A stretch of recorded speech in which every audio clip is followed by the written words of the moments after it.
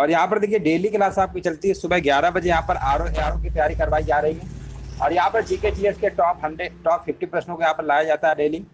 एक बार देखिए सभी लोग वॉइस वगैरह चेक कर लीजिए, आप तक वॉइस क्लियर आ रही है। फिर क्लास को स्टार्ट करते हैं। गुड मॉर्निंग, गुड मॉर्निंग सभी को, गुड मॉर्निंग।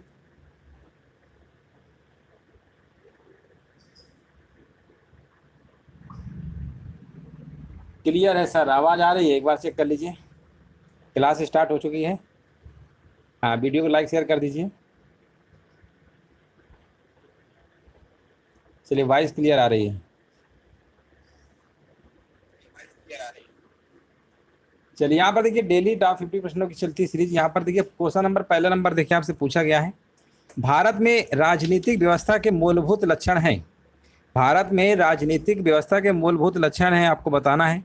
यह एक लोकतांत्रिक गणतंत्र है, इसमें संसदात्मक रूप की सरकार है, सर्वोच्च सत्ता भारत की जनता में निहित है, यह एक एकीकृत शक्ति का प्रावधान करती है। देखो, अगर हम बात करेंगे यहाँ पर लोकतांत्रिक गणतंत्र है, ये बात आपकी बिल्कुल सही बोला गया है। संसदात्मक रूप की सरकार है, ये भी बात आपकी सही है। और सर्वोच्च सत्ता भारत की जनता में निहित है, क्योंकि यहाँ पर चुनाव होते हैं और जनता पे ही डिपेंड होता है ना। लोकतांत्रिक देश है आपका, तो इसलिए यहाँ पर जनता की बहुत इंपॉर्टेंट है। और जो चौथा इन्होंने लिख रखा है ना, यह एक एकीकृत शक्ति का प्रावधान। एकीकृत का मतलब होता है कि क्या एक ही मतलब एकीकृत शक्ति का प्रावधान करती है, ऐसा तो नहीं है ना, ऐसा तो नहीं है। देखा जाए तो ऑप्शन नंबर डी आपका नहीं होगा, बाकी सारे पॉइंट हैं, ऑप्शन नंबर 1 2 3 होगा। बहुत बढ़िया, बिल्कुल देखिए करेक्ट आंसर दिया गया है। ऑप्शन नंबर यहाँ पे आपका बी नंबर वाला बिल्कुल करेक्ट आपका हो जाएगा। अगला प्रश्न बताइए। चलिए, यहाँ पर देखिए आपको बताना राइट आंसर क्या होगा।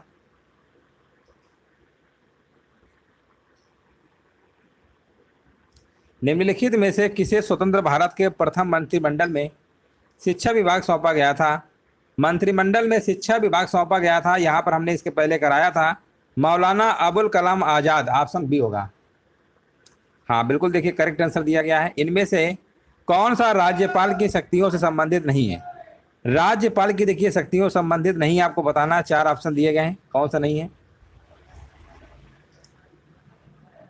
देखिए, राज्यपाल जो महाअधिवक्ता, जैसे आप देखे होंगे महान्यायवादी जो होते हैं, है ना, अटॉर्नी जनरल, वो तो चलो केंद्र में रहते हैं, लेकिन जो महाधिवक्ता की बात करते हैं ना, ये राज्यपाल के ही द्वारा नियुक्त होते हैं। तो ये तो आपका सही है, दूसरा वाला सही है।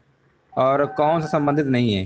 राजनयिक और सैन्य शक्तियां, भैया ये राज्यपाल से संबंधित नहीं, राष्ट्रपति से होगा, है ना, तो राज्यपाल से नहीं होगा। तो पहला ही आपका नहीं है। बाकी जब देखिए पहला आपका कंफर्म हो गया है, तो बाकी अगर आप नहीं भी पढ़ेंगे तो भी कोई दिक्कत नहीं है। बाकी आपके BCD जो बोला गया है बिल्कुल सही है। ये सब आपके राज्य विधानसभा की देखो बात हो रही, राज्य की बात होगी ना, तो राज्यपाल का ही रोल होता है। ये सारी चीजें आप यहाँ पर आप पढ़ सकते हैं, पहला ही विकल्प आपका यहाँ पर हो जाएगा। अगला प्रश्न है, भारत के संविधान की उद्देशिका को 26 नवंबर 1949 को अंगीकृत की गई थी। मूलतः भारत का वर्णन किस रूप में कार्य करती है? अब देखिए, भारत का जो संविधान था आपका अंगीकृत कब हुआ था, ये कई बार पूछा जाता है। तो 26 नवंबर 1949 को अंगीकृत हुआ, या आप कह सकते हैं बनकर आपका संविधान तैयार हो गया था। लेकिन दोस्तों लागू हुआ था आपका 26 जनवरी 1950 को, ये भी याद रखिएगा। और इसके बाद यहाँ पर बोला गया है, ऑप्शन आपको दिए गए हैं 4 नंबर में आपका लिखा हुआ है प्रभुत्ता संपन्न गणराज्य, ये सही है आपका। और लोकतांत्रिक गणराज्य, ये भी सही है। समाजवादी गणराज्य, और ये आपका धर्मनिरपेक्ष। देखिए, समाजवादी तो आपका ये बाद में जोड़ा गया था, इसमें देशिका में एक बार परिवर्तन आपका हुआ था। और धर्मनिरपेक्ष भी आपका बाद ही में था, तो इसलिए आंसर लगाना पड़ेगा आपका 1 और 2 वाला, ये सब आपके बाद में आए थे। तो विकल्प ये 42वां संविधान जो आपका नहीं था, 42वां संविधान 1976 में था। 42वां संविधान आपका जो 1976 में आया था, उसमें यह धर्मनिरपेक्ष और समाजवादी आपके सब जोड़े गए थे, अखंडता ये सब आपके शामिल किया गया। और एक ही बार आपका संशोधन हुआ है उद्देशिका और प्रस्तावना में। तो ये तो आपके बहुत पहले की मतलब बाद की बात है, पहले तो यही आपका था। तो आंसर क्या लगाएंगे? B number. हाँ बिल्कुल, देखिए करेक्ट आंसर है। 44वां संविधान 1978 वाला आपका जानते ही होंगे, है ना, संपत्ति संबंधित था आपका, ये जो मूल अधिकार था। चलो आगे बढ़ते हैं। भारत के संविधान के अनुच्छेद 19 के द्वारा प्रत्याभूत अधिकारों में निम्नलिखित में से क्या नहीं है? क्या नहीं है आपको बताना है। तो लिखा हुआ है वाक् स्वतंत्र अभिव्यक्ति, यानी आपको बोलने की स्वतंत्रता दी गई है, बिल्कुल बात सही है।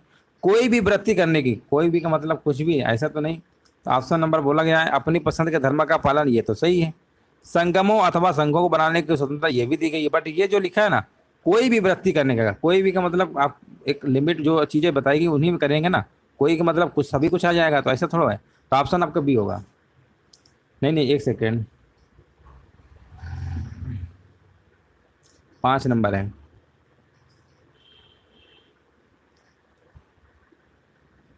नहीं नहीं, यहाँ पर आपका कोई भी वृत्ति करने की स्वतंत्रता ये आपका होगा, क्योंकि कोई भी वृत्ति में ये आपका होगा, सी होगा, है ना, सी होगा। क्योंकि ये वाला तो होगा, कोई भी वृत्ति करने की स्वतंत्रता, आप मतलब कोई भी, हाँ, वृत्ति और वाक्य स्वतंत्र है, अपनी पसंद के धर्म, ये वाला नहीं होगा। अपनी पसंद के धर्म के पालन करने की स्वतंत्रता, अपनी पसंद का मान लीजिए कोई धर्म आ गया पालन करने की, ये स्वतंत्रता नहीं है, ठीक है ना। ये वाला आपका सही होगा, ऑप्शन नंबर सी आपका सही है। सी नहीं होगा, बाकी सब है, सी नंबर आपका नहीं होगा। चलो आगे बढ़ते हैं। इनमें से कौन सा भारतीय संविधान की प्रस्तावना में उल्लेखित नहीं है? अब देखिए, ये वाला प्रश्न हमने कई बार बताया है और एग्जाम में पूछा भी गया था। इसमें जो आपका है ना, सामाजिक न्याय, आर्थिक न्याय और आपका राजनीतिक न्याय और धार्मिक न्याय, बताना है कि प्रस्तावना में कौन सा उल्लेखित नहीं है। तो जो धार्मिक न्याय है ना, ये आपका उल्लेखित नहीं है। बिल्कुल सही है, हाँ हाँ, बिल्कुल सही बात है। चलो आगे बढ़ते हैं। यहाँ पर आपको बताना है, भारत के संविधान के उद्देशिका के संबंध में इनमें से कौन सा कथन आपका असत्य है? असत्य वाला देखिए आपको बताना है, राइट आंसर क्या होगा।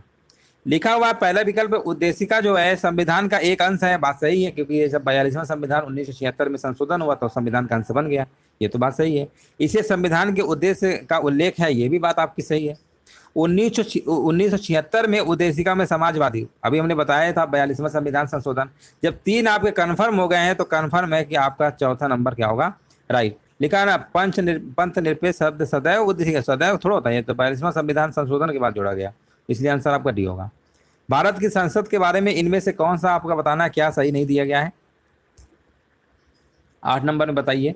संसद सभी को पता है, राष्ट्रपति लोकसभा और राज्यसभा से मिलकर बनती है, और राज्यसभा को तो कभी भंग कर ही नहीं सकते हैं, वो तो आपका स्थायी सदन होता है। और यहाँ पर आपको बताना क्या है, लोकसभा में मनोनीत सदस्य नहीं होते हैं, लोकसभा में मनोनीत सदस्य नहीं होते हैं। लोकसभा में देखा जाए, राज्यसभा में तो आपके 12 सदस्य जो होते हैं मनोनीत करते हैं राष्ट्रपति, है ना। और लोकसभा में अगर हम बात करेंगे तो जो आपके क्या कहते हैं, 2 आपके सदस्य होते हैं, होता शायद अब खत्म हो गया है, लेकिन यहीं पर आपका आंसर क्या होगा, लोकसभा में जो मनोनीत सदस्य नहीं होते हैं, है ना, तो यहाँ पर आंसर आपका बी नंबर ही होगा। जबकि होते हैं लोकसभा में 2 और राज्यसभा में कितने, 12, वो अलग बात है कि खत्म कर दिया गया, ये 2026 तक आपका यथावत रहेगा। तो आंसर आपके यहाँ पर बी नंबर लगा देंगे, क्योंकि यहाँ पर बोला गया था नहीं होते, जबकि होते हैं, और राज्यसभा को भंग नहीं किया जा सकता, ये बात सही है। इनमें से यहाँ पर आपको विचार करना है, लिखा हुआ है संयुक्त राष्ट्र हर साल 22 मई को अंतर्राष्ट्रीय जैव विविधता दिवस मनाया जाता है। हाँ, ये बात बिल्कुल सही है कि देखिए, जैव विविधता दिवस आपका जो है ना, वो 22 मई को ही मनाया जाता है। अगर ये आपको नहीं पता होगा तो फिर आप नहीं कर पाएंगे। अंतर्राष्ट्रीय जैव विविधता दिवस कब मनाया जाता है? 22 मई को मनाया जाता है। और यहाँ पर बोला गया 2021 की थीम बोला है हमारे समाधान प्रकृति में। 2021 की थीम क्या थी, है ना, ये तो आपकी 2020 की थी। ये जो लिखा है ना, हमारे समाधान प्रकृति में, 2020 की थी। 2021 की अगर हम थीम की बात करेंगे तो थीम आपकी थी हम समाधान का हिस्सा हैं। क्या थी? हम समाधान का हिस्सा हैं, ठीक है ना। तो इसलिए आंसर ये तो कंफर्म हो गया, आपका नहीं होगा, केवल पहला वाला आपका सही होगा। इनमें से किसने राष्ट्रपति शासन को मृत पत्र की संज्ञा दी थी? राष्ट्रपति शासन को, है ना, राष्ट्रपति शासन को जो है, राष्ट्रपति शासन को मृत पत्र की संज्ञा दी थी, है ना। यहाँ पर आपको बताना है राइट आंसर क्या होगा।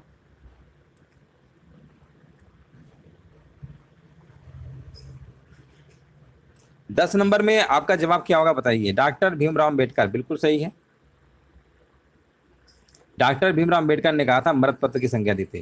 केंद्रीय सतर्कता आयोग सीवीसी यानी किसकी संतुष्टि पर गठित किया गया था? 11 नंबर में देखिए आपको बताना है। और ये जो किया गया था आपका, है ना, ये आपका किया गया था संथानम समिति, याद रखिएगा, संथानम समिति की संतुष्टि पर गठित किया गया था। ऑप्शन आपका डी आपका सही है।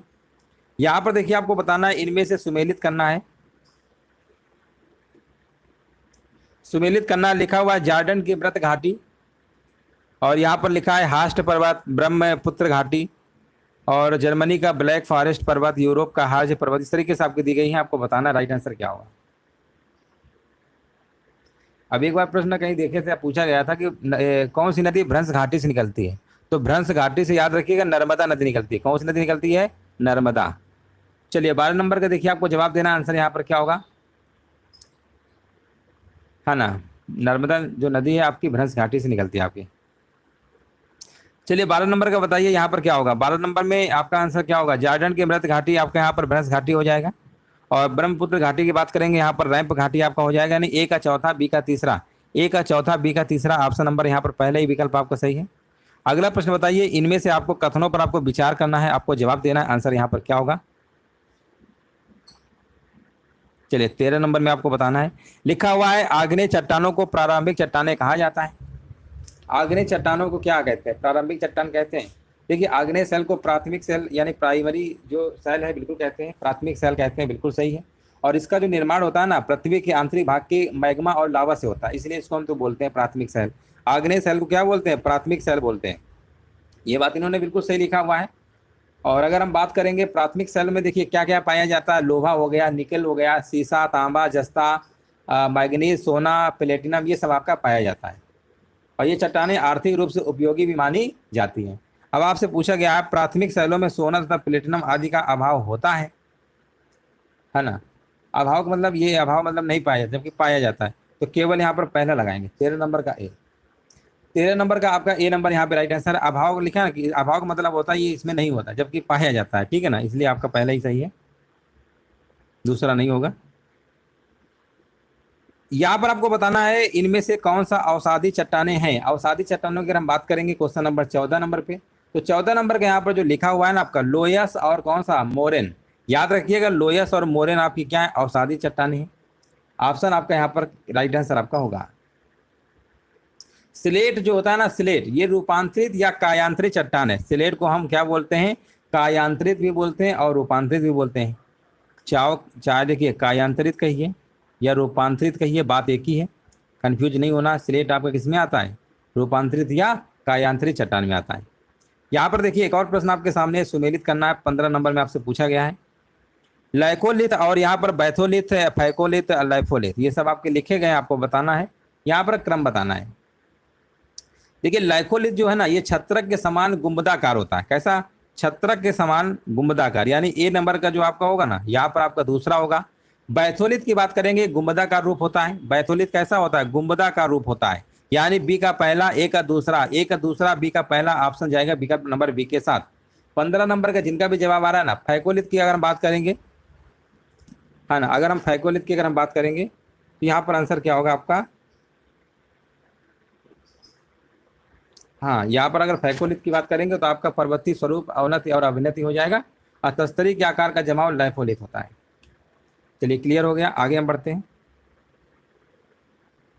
भारत में राष्ट्रीय लाख अनुसंधान केंद्र किस राज्य में स्थित है। यहाँ पर आपको देखिए कमेंट करना है, राइट आंसर बताइए क्या होगा।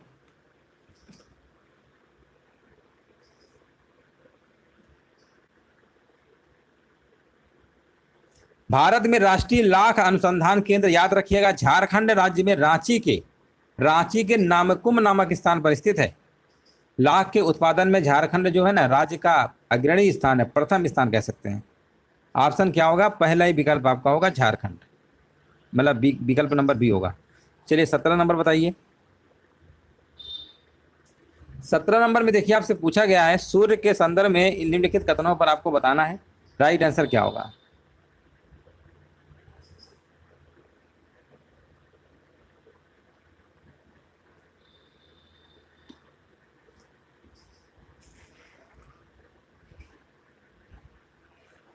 चलिए यहाँ पर देखिए आपको बताना है राइट आंसर क्या होगा।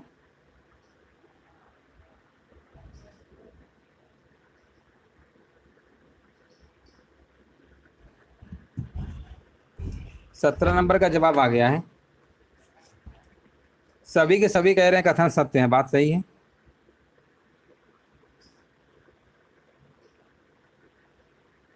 सभी के सभी सही है। सूर्य के ऊपरी सतह जो दिखाई देती है प्रकाश मंडल कहलाता है। प्रकाश मंडल मुख्य रूप से हाइड्रोजन गैस का बना होता है। सूर्य किरीट या कोरोना किरणों को विकिरण करने की क्षमता रखता है ना, ये आपका सब सही है, 1 2 3 होगा। 18 नंबर में बताइए। लिखा हुआ है भूपर्टी यानी क्रस्ट पर पाए जाने वाले तत्वों की मात्रा के अनुसार यहाँ पर आपको सम्मिलित करना है। ऑक्सीजन कितनी पाई जाती है, सिलिकॉन कितना पाया जाता है, तो देखिए ऑक्सीजन सबसे ज़्यादा है आपका, है ना, 46 कितना है, 71 है आपका।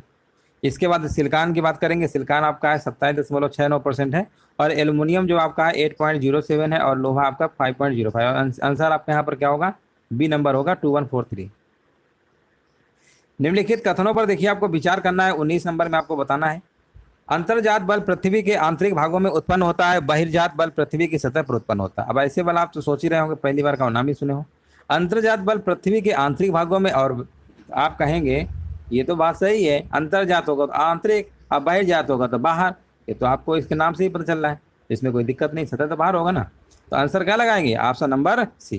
तो ऐसे प्रश्न देखने में भले ही लगते हैं लेकिन आसान होते हैं, सिर्फ नाम की लैंग्वेज पे सवाल था, कुछ नहीं था, जैसा नाम वैसे प्रश्न था आपका। कोपन के जलवायु का वर्गीकरण कितने भागों में किया गया आपको बताना है। कोपन,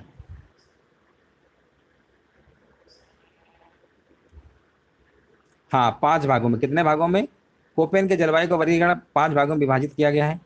अर्ध शुष्क उष्णकटिबंधीय क्षेत्र के लिए अंतर्राष्ट्रीय फसल अनुसंधान संस्थान कहाँ पर स्थापित किया गया, 21 नंबर बताइए।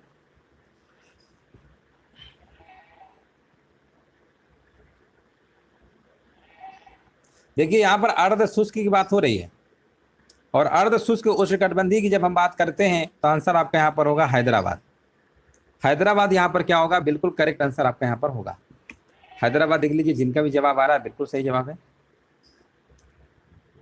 हाँ बिल्कुल सही जवाब है। अगला प्रश्न बताइए। मौसम के आधार पर भारत में चावल की कितनी किस्में पाई जाती हैं। मौसम के आधार पर अगर चावल की किस्में बात करेंगे तो यहाँ पर 3 प्रकार की चावल की किस्में पाई जाती हैं। कौन कौन सी हैं, याद रखिएगा, 3 प्रकार की हैं।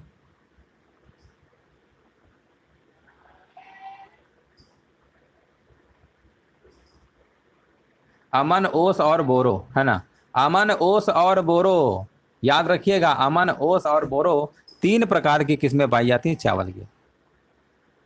निम्नलिखित में से ताप विद्युत केंद्रों में से गैस आधारित ताप विद्युत केंद्र कौन सा नहीं है, आपको बताना है। ताप विद्युत केंद्रों में गैस आधारित ताप विद्युत केंद्र कौन सा नहीं है 23 नंबर में। तो 23 नंबर में आपका यहाँ पर तालचेर नहीं होगा, बाकी सब आपके हैं, है ना। तालचेर, तालचेर जो है ना ये आपका कोयला आधारित ताप विद्युत केंद्र है, ये कोयला आधारित है। और हमने पूछा कौन सा था, ताप आधारित, थर्मल वाला, ठीक है ना। जैसे पनकी में आपका कानपुर में है ना, तो यहाँ पर भी ताप वाला है। यहाँ पर तो हम बोले थे ताप वाला, बताइए कौन सा नहीं है, तो तालचेर नहीं, ये कोयला पे आधारित है।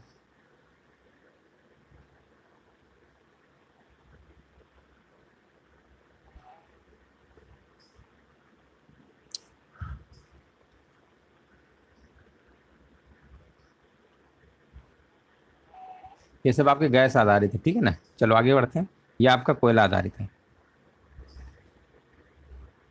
24 नंबर बताइए। आज के काफ़ी बड़े बड़े प्रश्न हैं आपके, एक ही प्रश्न में कई सारे प्रश्न आपके हैं। 24 नंबर में आपको बताना है, सूची को सुमेलित करना है। अनुसंधान केंद्र है, स्थान है, रमन अनुसंधान केंद्र कहाँ पर है, आप कहेंगे ये तो बेंगलुरु में है। ये कहाँ पर है आपका, बेंगलुरु में है। यानी एक आपका हो गया चौथा, एक आपका क्या हो गया, चौथा आपका हो गया, है ना। एक आपका क्या हो गया, चौथा हो गया, बेंगलुरु हो गया। और हाई एल्टीट्यूड रिसर्च केंद्र की बात करेंगे ना, ये आपका गुलमर्ग में है। और गुरु जल बोर्ड की बात करेंगे, ये आपका मुंबई में है। अब परमाणु पदार्थ निदेशालय की बात करेंगे, ये आपका हैदराबाद में। आंसर जाएगा विकल्प नंबर ए के साथ 4312। यहाँ पर आपको बताना है इनमें से किसका निर्माण निक्षेपण क्रिया के परिणाम स्वरूप होता है। निक्षेपण क्रिया के परिणाम स्वरूप होता है 25 नंबर की अगर हम बात करेंगे तो यहाँ पर आपका होगा स्टैलेमैग्नाइट, है ना, स्टैलेग्माइट। ऑप्शन नंबर आपका यहाँ पर डी होगा, स्टैलेग्माइट। पृथ्वी की सतह पर पहुंचने वाली सौर विकिरण की मात्रा एवं ऊर्जा में भिन्नता के लिए निम्न में से कौन सा उत्तरदायी कारक है। कौन सा उत्तरदायी कारक है आपको बताना है। 26 नंबर में अगर हम बात करेंगे, सूर्य किरणों का कोण आपका है, पृथ्वी की भू आब आकृति भी है, वायुमंडल की पारदर्शिता भी है, ढाल की स्थिति भी है, तुंगता है, यानी उपयुक्त सभी आपको यहाँ पर लगाना होगा। 26 का आपका डी नंबर आपका सही होगा। कौन सा प्रमुख गेहूं उत्पादक क्षेत्र नहीं है। अगर हम बात करते हैं गेहूं उत्पादक क्षेत्र की बात करेंगे 27 नंबर में, तो यहाँ पर स्टेपीज है, प्रेरी क्षेत्र है, पंपास भी है। बट यहाँ पर जो जावा व बोर्नियो द्वीप क्षेत्र लिखा हुआ है ना, ये आपका नहीं होगा। ये आपका कैसा क्षेत्र है? ये आपका इंडोनेशिया के द्वीपीय क्षेत्र है, ये जावा और बोर्निया।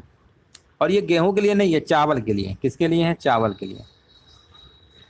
ये चावल का है। स्टेपीज याद रखिएगा, स्टेपीज, प्रेरी क्षेत्र और पंपास, ये तीनों के तीनों आपके गेहूं वाले आपके क्षेत्र में आते हैं, गेहूं उत्पादक क्षेत्र के अंतर्गत आते हैं। याद रखिएगा, आंसर आपका यहाँ पर डी नंबर बिल्कुल करेक्ट आंसर आपका यहाँ पर होगा। स्टेपीज, प्रेरी और पंपास तीनों याद रखिएगा। ये सब आपके घास के मैदान है ना, जानते ही होंगे। और ये गेहूं उत्पादन से संबंधित आपके हैं। अगला प्रश्न आपके सामने है 28 नंबर। यहाँ पर आपको बताना है इनमें से जनजातियों को देशों के साथ सुमेलित करिए। जनजातियाँ एक तरफ आपकी दी गई हैं और एक तरफ आपका देश दिया गया है। कौन जनजाति कौन से देश में पाई जाती है? अगर हम बात करते हैं किक्यू जनजाति, तो किक्यू में देखिए यहाँ पर किक्यू जो है ना, ये आपकी केन्या में पाई जाती है। केन्या में जनजाति आपको देखने को मिलेगी किक्यू। अगर हम लाइफ से की बात करते हैं, लाइफ से ये भी जनजाति है। जैसे भारत में जनजातियाँ हैं ना, ऐसे विदेशों में भी पाई जाती है। तो लाइफ जो है ना, ये आपकी कहाँ पर? रसिया में है, रूस में है आपका। और लाई जनजाति जो है ना, ये आपकी कहाँ पाई जाती है? ये म्यांमार में देश में पाई जाती है। और इनका जो है यहाँ पेरू, पेरू की राजधानी याद रखिएगा। पेरू राजधानी क्या? लीमा है। एक बार एग्जाम में प्रश्न पूछा गया था, राजधानी आपसे पूछा गया था पेरू की राजधानी क्या है? इसकी राजधानी लीमा है, ठीक है ना। पेरू की राजधानी क्या है? लीमा। ऑप्शन कौन सा मैच हो रहा था यहाँ पर? सी नंबर 2314 है ना, सी नंबर होगा यहाँ पे 2314। 29 नंबर बताइए, कैनेडियन नेशनल रेल मार्ग जोड़ता है। कैनेडियन जो नेशनल रेल मार्ग है किसे किसे जोड़ता है आपको बताना है। तो देखिए कैनेडियन तो सिंपल है कि ये तो आपका कहीं ना कहीं ये कनाडा संबंधित तो आपका है, कैनेडियन लिखा ही है, इसमें तो कोई शक है नहीं। तो कनाडा में जो जोड़ता है ना, ये जोड़ता है आपका ऑप्शन नंबर यहाँ पर क्या होगा बताइए?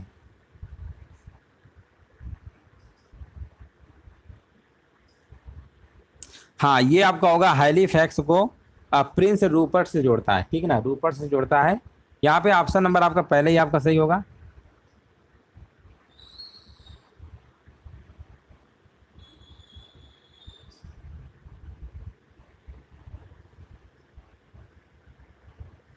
देखिए वहाँ पर एक रेल मार्ग और है, उसका नाम है कैनेडियन पैसिफिक रेल मार्ग। आप समझ लीजिए, कंफ्यूज नहीं होना है।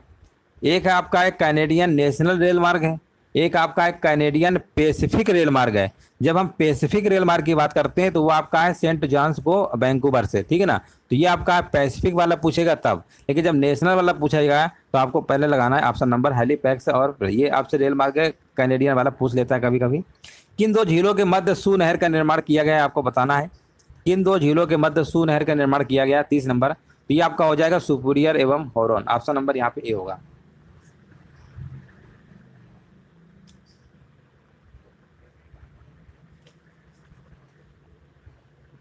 इनमें से किन नदियों में महानदी की सहायक नदी नहीं? बताइए कौन सी महानदी की सहायक नदी नहीं है? 31 नंबर बताइए।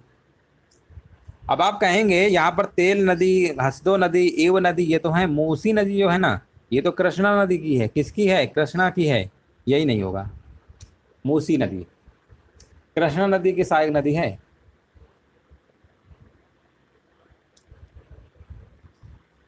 इकतीस का सी।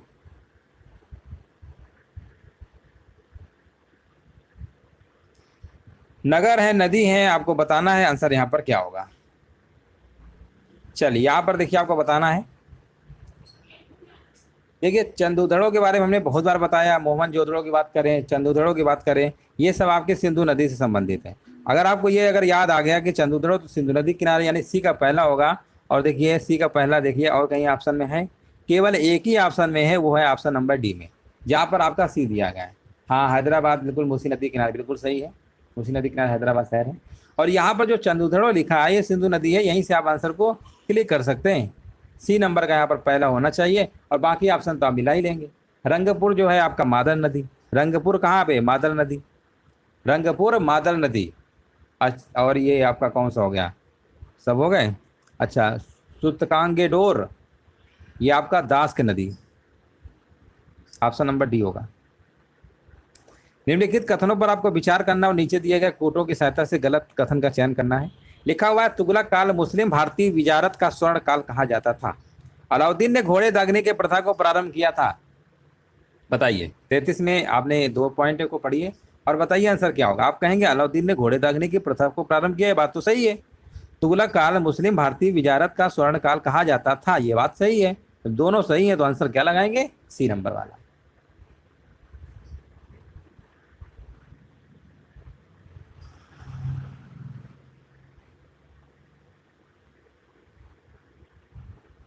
चौतीस नंबर को देखिए ध्यान से, बताइए क्या होगा। निम्नलिखित कथनों पर देखिए विचार करना है और यहाँ पर दिए गए कोड की सहायता से विकल्प का चयन करना है। अब देखिए ये प्रश्न है, बड़े बड़े प्रश्न हैं आपके, एक ही प्रश्न में दो दो तीन तीन प्रश्न हैं, तो ऐसे ही प्रश्न आपके आते भी हैं एग्जाम में, है ना। आरओ में अगर आप देखे होंगे एग्जाम में, तो ऐसे ही प्रश्न आपके पूछे भी जाते हैं। बताइए 34 नंबर का जवाब क्या होगा? 34 का जवाब क्या होगा? हरिहर और बुक्कर दो भाई थे, 1336 में विजयनगर साम्राज्य की स्थापना किया था, संगम वंश से संबंधित थे, ये सभी को पता है, कई बार आपने पढ़ा होगा, ये तो जनरल सभी को पता ही होगा। अगर हम बात करते हैं, इब्न बतूता ने अपने वृत्तांतों में सत्य प्रथा का उल्लेख किया है, ये भी बात इन्होंने सही बोली है, और जब दोनों सही हैं तो ऑप्शन लगाएंगे सी नंबर। अच्छा बताइए, इब्न बतूता जो है किसके शासनकाल में भारत आया था? ये आपको कमेंट में बताना है।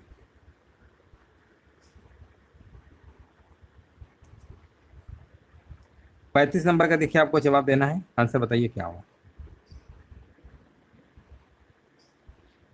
इब्न बतूता किसके शासनकाल में भारत आया था? ये आपको कमेंट में बताना है। बहुत बार पूछा गया, मोरक्को का यात्री था इब्न बतूता, भारत आ गया था किसके शासनकाल में? उसमें दिल्ली में किसका शासन था? 35 नंबर बताइए, 35 का जवाब क्या होगा? 35 का सी बता रहे हैं, बिल्कुल सही है, 35 का सी।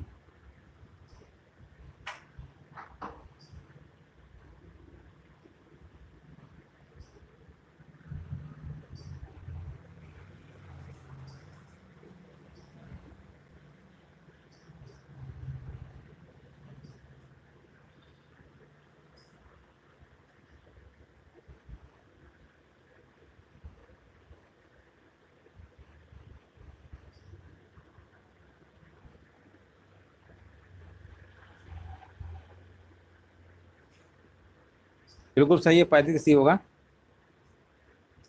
इब्न बतूता जो है ना, मोरक्को का था, ये मोहम्मद बिन तुगलक के शासन का, मोहम्मद बिन तुगलक के समय आया था, उसमें दिल्ली के शासक थे आपके। अगला बताइए, 13 पंथी तथा समैया समुदाय निम्नलिखित में से किस धर्म से संबंधित है? 36 बताइए। 36 का आपका यहाँ पर होगा जैन धर्म से है आपके। जैन धर्म के बारे में अच्छे जानते ही होंगे, 24वें गुरु आपके, 24वें तीर्थकर आपके महावीर स्वामी थे, है ना। चलिए आगे बढ़ते हैं, और इनका जन्म आप सभी को पता ही है, वैशाली में हुआ था, बिहार में। अब पावापुरी यानी में मृत्यु होती है, वो भी आपका बिहार में ही पड़ता है। वैशाली यानी बिहार में है, और वैशाली में ही इनका हुआ था आपका 24वें तीर्थकर आपके महावीर स्वामी का।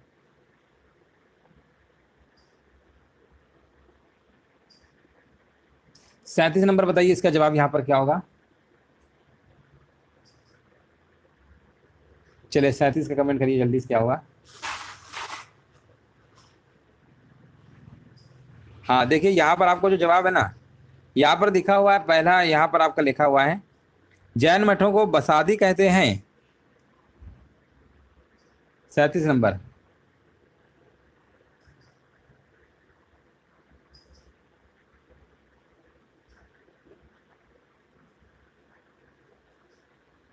देखिए यहाँ पर लिखा हुआ है ना, यहाँ पर देखिए महावीर स्वामी जो 24वें आपके थे ना, कि उनकी मृत्यु के बाद प्रथम अध्यक्ष आपके सुभद्र नहीं थे, ये आपके सुधर्मण थे, आपके सुधर्मण थे आपके, ठीक है ना, सुधर्मण। ये गलत है, ये वाला सही है, ऑप्शन पहला होगा। निम्नलिखित कथनों पर यहाँ पर असत्य की पहचान करना है, कौन सा असत्य है? 38 नंबर बताइए, 38 नंबर में आपको बताना है। हाँ हाँ बिल्कुल सही है। यहाँ पर बताइए असत्य कथन बताइए, 38 में क्या होगा? 16 महाजनपदों में असमक ही एकमात्र ऐसा जनपद था जो दक्षिण भारत में गोदावरी नदी के तट पर स्थित था, यानी यहाँ पर क्या होगा? विकल्प नंबर क्या होगा बताइए? असत्य बोला गया है, कंबोज नहीं था, कंबोज बता रहे, असमक था, कंबोज नहीं था, असमक था, असमक।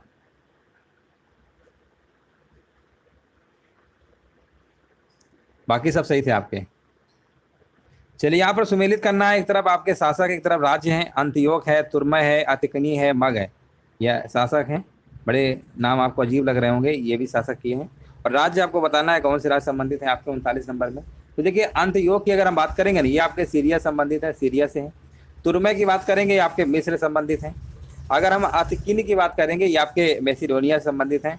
और मग की बात करेंगे आपका एप्रियस। यानी आंसर जाएगा विकल्प नंबर आपका डी नंबर के साथ 3142। निम्नलिखित कथनों पर विचार करिए और असत्य कथन की पहचान करिए, है ना। असत्य कथन आपको बताना है 40 में क्या होगा। पहला लिखा हुआ रुग्मदेही अभिलेख को आर्थिक अभिलेख के रूप में भी जाना जाता है, बात बिल्कुल इन्होंने सही बोला है, यह बिल्कुल सही है। 40 का ए तो कंफर्म हो गया। धर्म स्थलीय न्यायालय में फौजदारी मामलों का निपटारा किया जाता था, बताइए। देखिए फौजदारी मामलों जो निपटारा था ना, यह आपका धर्म स्थलीय न्यायालयों में नागरिकों के पारस्परिक विवादों का समाधान होता था, ना कि फौजदारी मामलों का। फौजदारी के मामलों का जो आपका था ना, वो कंटक शोधन न्यायालय था। कौन सा था? कंटक शोधन न्यायालय, है ना। कंटक शोधन न्यायालय था आपका, कंटक शोधन न्यायालय। तो ये वाला क्या है? गलत है आपका, यही वाला पूछा जाता है। असत्य कौन सा है? ऑप्शन बी होगा। बाकी अर्थशास्त्र में 15 अधिकरण सही है। मेगास्थनी ने भारतीय समाज को 7 वर्गों में बांटा था, ये भी आपका सही लिखा हुआ है। 41 नंबर में आपको बताना है, कथनों पर विचार करना है और सही विकल्प बताना है। गांधार कला के अंतर्गत बुद्ध की सर्वप्रथम मूर्ति बनाई गई थी। शून्यवाद व विज्ञानवाद बौद्ध धर्म की देन है। अब यहाँ पर 41 नंबर में बताइए आंसर क्या होगा। देखिए यहाँ पर अगर हम बात करेंगे गांधार कला में, यहाँ पर बुद्ध की सर्वाधिक मूर्तियों का निर्माण गांधार शैली में, बुद्ध की, है ना, बुद्ध की जो है सर्वाधिक मूर्तियां का निर्माण गांधार शैली में। और प्रथम मूर्ति जो है ना, देखो ये बात तो सही है कि गांधार कला के अंतर्गत बुद्ध की जो यहाँ पर सर्वप्रथम लगा दिया है, ये गलत है। देखिए बुद्ध की सर्वाधिक मूर्तियां का जो निर्माण है गांधार शैली में हुआ था, ये बात तो सही है। लेकिन जब प्रथम मूर्ति की बात करेंगे, प्रथम मूर्ति आपकी हुई थी मथुरा कला में, मथुरा कला शैली में हुई थी आपकी, मथुरा। देखिए प्रथम मूर्ति थी आपकी मथुरा कला शैली में। इसके बाद जितनी भी मूर्तियां रही मोस्टली सब गांधार में रही। तो यहाँ पर सर्वप्रथम पूछा गया है, इसलिए हम ये नहीं कह सकते हैं कि गांधार कला के अंतर्गत था, इसलिए ये वाला तो गलत है। शून्यवाद या विज्ञानवाद बौद्ध धर्म की देन है, ये बात सही है। तो ऑप्शन आपको बी नंबर लगाना है, यानी केवल यहाँ पर 2 वाला आपका सही होगा। निम्नलिखित कथनों पर विचार करिए और कोड की सहायता से देखिए आपको उत्तर देना है, मिलान करना है। लिखा हुआ है प्रज्ञा पारमिता सूत्र नामक ग्रंथ का संबंध जैन धर्म से है। पंचशील सिद्धांत का उल्लेख छांदोग्य उपनिषद में मिलता है। 42 की अगर हम बात करेंगे, 42 नंबर की अगर हम बात करते हैं, तो यहाँ पर आपका जो लिखा हुआ है प्रज्ञा पारमिता सूत्र नामक ग्रंथ का जो संबंध है जैन धर्म से, ये बात इन्होंने बिल्कुल सही बोली है। 42 नंबर का आपका ए नंबर आपका क्या होगा? राइट आंसर आपका हो जाएगा, है ना, बिल्कुल सही जवाब आपका हो जाएगा। हेलो, हाँ, अरे वो ऐसे मिल गया था, ध्यान नहीं दिए थे। अभी हम मिलाएंगे थोड़ी देर में, बस क्लास में थे, ले रहे थे। ठीक है, देखिए यहाँ पर बताना है कथनों पर विचार करिए और कोड की सहायता से गलत कथन की पहचान करिए। और यहाँ पर 42 नंबर में अगर हम बात करेंगे, तो यहाँ पर जो आपका लिखा हुआ है ना, पहला आपका सही है, दूसरा गलत है आपका, दूसरा गलत है। पंचशील सिद्धांत का उल्लेख छांदोग्य उपनिषद में मिलता है, ये आपका क्या है? गलत है। चलिए आगे बढ़ते हैं। यहाँ पर ए नंबर आपका होगा। 19वीं सदी में निम्नलिखित में से किसने कुरान शरीफ की आयतों का हवाला देकर महिलाओं की शिक्षा के लिए तर्क दिया? आपको बताना है किसने कुरान शरीफ की आयतों का हवाला देकर महिलाओं की शिक्षा के लिए तर्क किया, आपको बताना है। 43 का जवाब क्या होगा? यहाँ पर जवाब आपका हो जाएगा रुकैया सखावत हुसैन। रुकैया सखावत हुसैन यहाँ पर क्या है? 19वीं सदी में कुरान शरीफ की आयतों का हवाला देकर महिलाओं की शिक्षा के लिए तर्क किया। ऑप्शन आपका डी नंबर बिल्कुल करेक्ट है। इनमें से कौन सा कथन असत्य की पहचान करना है, कौन सा कथन आपका असत्य है वो आपको बताना है। 4 विकल्प हैं। पहला लिखा हुआ है देव समाज की स्थापना 1887 में शिव नारायण अग्निहोत्री ने लाहौर में किया था, बिल्कुल बात सही है। और राधा स्वामी आंदोलन की जो स्थापना है शिव दयाल साहब ने 1861 में आगरा में किया था, ये भी बात इन्होंने सही बोला है। और देव शास्त्र पुस्तक का जो संबंध है यहाँ पर लिखा हुआ है राधा स्वामी आंदोलन से था, ये गलत है। देव शास्त्र पुस्तक का जो संबंध था आपका देव समाज से था, इससे था, देव समाज से था, इस पुस्तक का संबंध देव। अब आप ऐसे समझिए, देव शास्त्र पुस्तक है, देव से शुरू है, तो कन्फर्म है देव समाजी होगा, है ना, राधा स्वामी थोड़ा हो सकता है। इसलिए आंसर क्या होगा? आंसर जाएगा सी नंबर के साथ, सी वाला गलत आपका दिया गया है। अगला प्रश्न है रहनुमाए मध्य दयासन सभा के संबंध में इन कथनों पर विचार करिए और आपको विकल्प का चयन करना है। लिखा हुआ यह सभा पारसी धर्म है। देखिए रहनुमाए मध्य दयासन सभा के संबंध में आपको विचार प्रकट करना है। यह सभा पारसी धर्म में सुधार संबंधी थी। इस सभा की स्थापना 1860 में हुई थी। इस तरीके से आपके विकल्प दिए गए, आपको बताना है राइट आंसर क्या होगा। देखो पहली बात तो ये सभा की स्थापना जो आपकी है ना, क्या बोलते हैं, पारसी धर्म में सुधार आंदोलन था, ये बात तो सही है। इस सभा की स्थापना 1860 में नहीं हुई थी, पहली बात तो ये गलत है। 1851 में हुई थी, तो ये तो गलत है। ये सही है, ये भी सही है। आंसर जाएगा विकल्प नंबर 1213 के साथ। अलीगढ़ आंदोलन को निम्नलिखित में से किस वायसराय ने व्यक्तिगत रूप से 10,000 रुपया दान दिया था?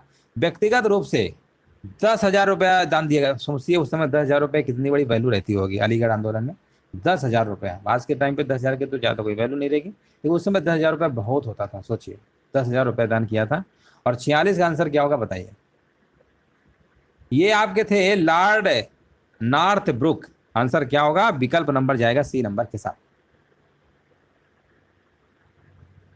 अलीगढ़ आंदोलन को स्थापित करने हेतु वायसराय लॉर्ड नॉर्थ ब्रुक ने 10,000 रुपए का व्यक्तिगत दान दिया था। अगला प्रश्न है, सूची फर्स्ट और सूची सेकंड को सुमेलित करना है और अधिनियम लिया है, एक तरफ गवर्नर जनरल दिया गया है, आपके लिखे हुए हैं, आपको बताना है आंसर यहाँ पर क्या होगा।